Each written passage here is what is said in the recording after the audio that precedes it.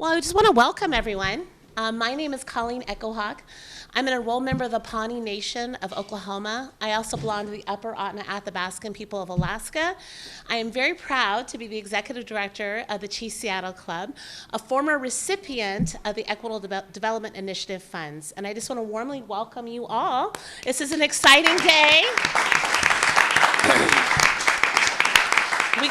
We have to clap and celebrate because this is an amazing opportunity for communities of color. And as we begin, I want to remind us all that we are very, very honored to be on Coast Salish territories right now. All of us who live in this city, we benefit greatly from the land of the Coast Salish communities. We benefit from the water and the air. And I just want to remember that those ancestors that were a part of this community many years ago are still here today. And we want to honor them and lift them up as we begin this process.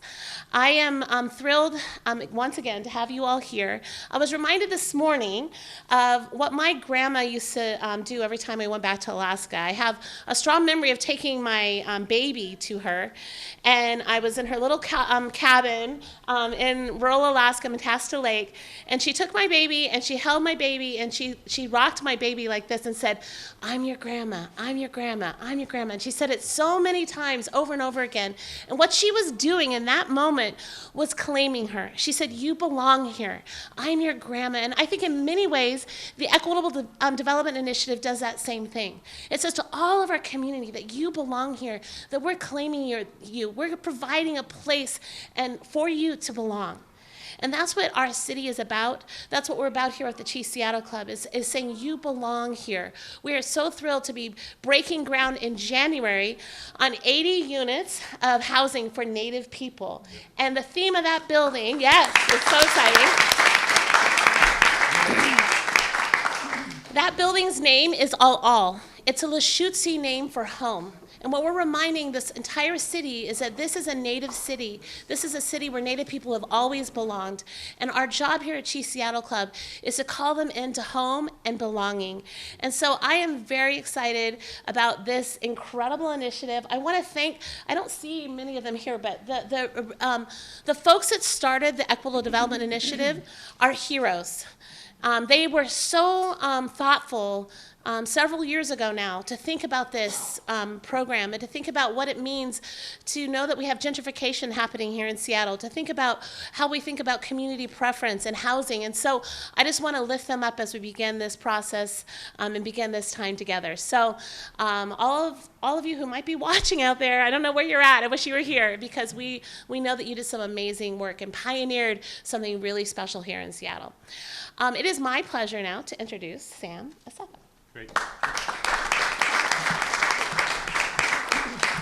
Thank you, Colleen, for having us at this incredibly beautiful place.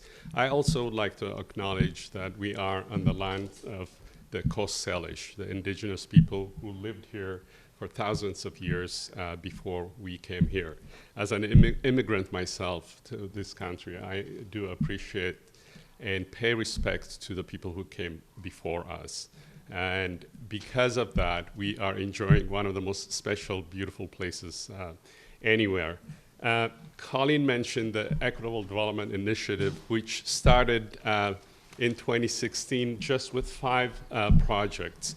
5 departments: Office of Housing, Emily Alvaro is here, Alvarado, Office of Economic Development, Office of Civil Rights, Department of Neighborhoods. It's a multi-departmental effort that created this work in 2016 with 5 projects. Thanks to Mayor Durkan's support over the last 2 years, we are now going to be working with about 25 community-led organizations and projects. This is a program that is really transforming the lives of many. This is a new initiative that is actually growing and succeeding. We are today excited to actually announce the 3rd round of recipients for the 2019. My staff, Uba Garderi and Michael Blumson, who are here, have been working with most of you over the last couple of years. And I also like to thank the community groups and organizations that have been a part of the advisory board, as well as the committee that actually helped us select recipients. One of the central pieces of this initiative is not only that communities know what is good for displacement, and they know their neighborhoods and places better, but this is a process that is actually empowering communities to actually sit at the table in the decision-making process. This is why this is a transformative initiative, and I'm very, very excited. Just recently, the mayor announced adding $15 million to this program as part of the Mercer block sale. That is another growth to this program, and thank you, Mayor, because of that.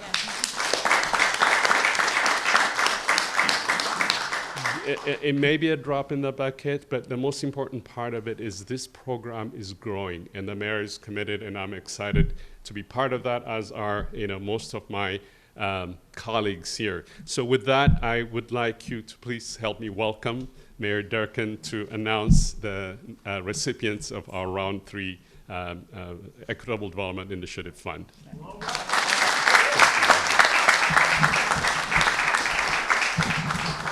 Sam, thank you so much for the introduction, and Colleen, thanks for all you do for this city. Thank you for hosting us here in the Chief Seattle Club. To you and your colleagues that you work here, if people don't know about Chief Seattle Club, it is one of the most amazing and heartening organizations there are, because it had a vision and a dream that we really could lift up the Native community and provide a home here and a place that really should be their whole home. And you have made such enormous strides in that, so I want to thank you for all the work. And she's also on about 50 other coalitions and commissions, so I thank her for that as well. We're really pleased to be here to announce through our Equitable Development Initiative that we're going to be awarding more than $5 million to community-based organizations. Those frontline organizations are actually working to keep community in place, to add to the richness and diversity of our city, and to make sure that as we grow, that our neighborhoods and communities across the city continue to reflect the great diversity that we have. Sam's exactly right. This program is about not just lifting up and City Hall coming in and saying we know what's best. It's just the opposite. It means actually empowering those communities that know what they need most to keep people in place, to keep their diversity and culture in place, and to make Seattle that fantastic place that it is. Really, our vision is for a city 10 and 20 years from now that reflects this great diversity in every part of our city, that we've been able to raise up those communities that have felt most the pressures of our growing city. As we grow, we know more and more displacement and gentrification has occurred. The city has changed so much since I was a kid growing up here, and we want to make sure that the next generation has that city that is one that is just a beautiful tapestry. And if we do that, we know if we focus our lens on empowering communities, we will increase our focus on racial disparities, but we'll do it in a way where those communities themselves know and can best protect what they want. I can't say enough about Sam Asefa and all the folks at OPCD who work to make sure that this fund gets allocated correctly and working with those communities. We have only one regret in this program, and that's we don't have enough. We wish we could do even more than we are doing. But what we are doing is making sure that when we do give these grants, we're working as closely as we can with communities and community-based organizations who reflect those communities and understand the historic disparities, the disinvestments, the displacements, and how we really have to dismantle the racial inequities we have in our country. We have to do that community by community. We know that the community-based organizations are the ones that have not just the feeling and pulse of their communities, they understand both the complexities of how the monies can best be used and what we need to do. So working with these is, I think, number one, one of the best tools we have for anti-displacement is to empower the communities themselves. With the awards we're announcing today, we're really partnering with more than 24 community organizations on anti-displacement work in the city of Seattle. And we're gathered here today at Chief Seattle Club, which has, I said, been the leading champion for services for affordable housing and services for the Native community. And it's interesting, I hear about, the housing development that's going to be built here is going to be a game changer. But it shows us what we can do. And when she describes the number of units, I had the great opportunity in my youth to live in a Native village for 2 years that was about 110 people.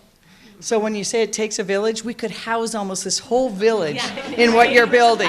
And that's, I think, really an amazing thing. So also with us today is some representatives from a group, one of the groups we're funding, Rainier Valley Midwives.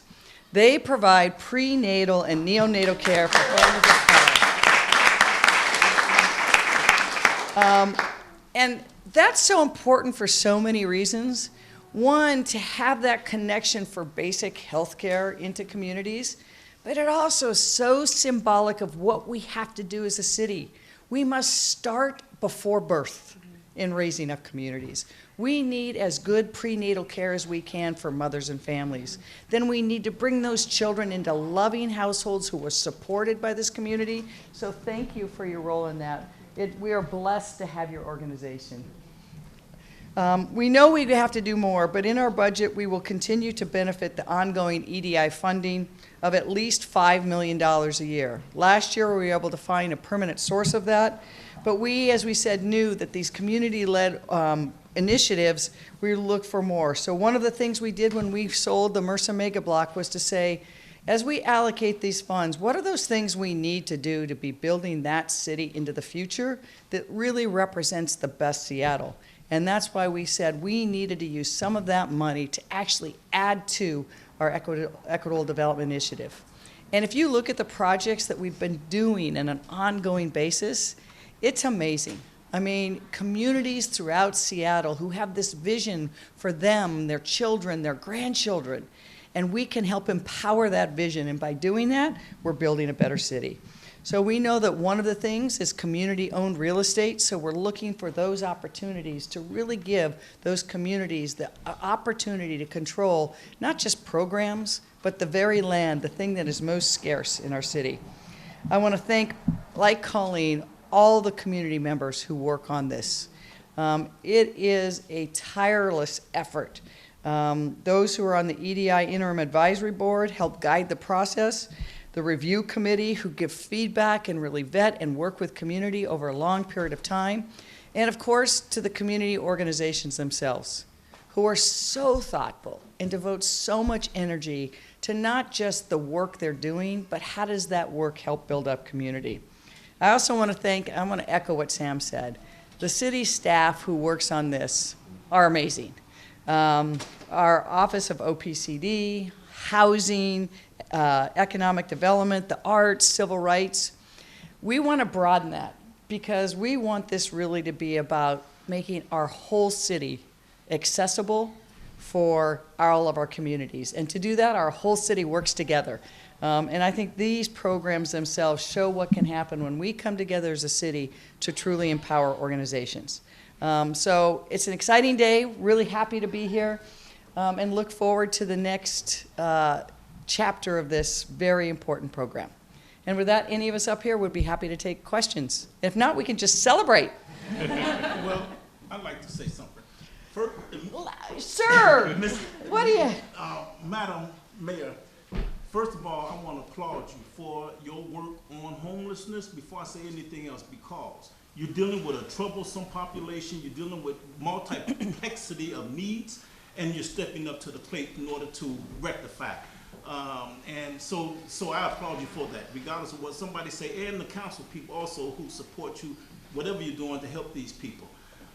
Secondly, I'd like to say I'm representing the Duwamish Nation here. And we were recipient of one of the applications to purchase some land next door to make it safer for parking, the safe streets, and they have been in existence now. This year marks the 10th anniversary since the Longhouse opened. Over 50,000 people have come through there, school kids or whatever. Here's a fact sheet that they're disseminating right now in City Hall, and I'd like to give you a copy, a fact sheet of their impacts and new needs for support, because they have proven to be a regional asset And thank you very Dr. much for Perkins, your... thank you very much. Yes, ma'am. All right. And thank you for your work on behalf of our First Peoples. We have to keep that close in Seattle. All right, thank you very much, everyone. Applaud yourselves. You do this.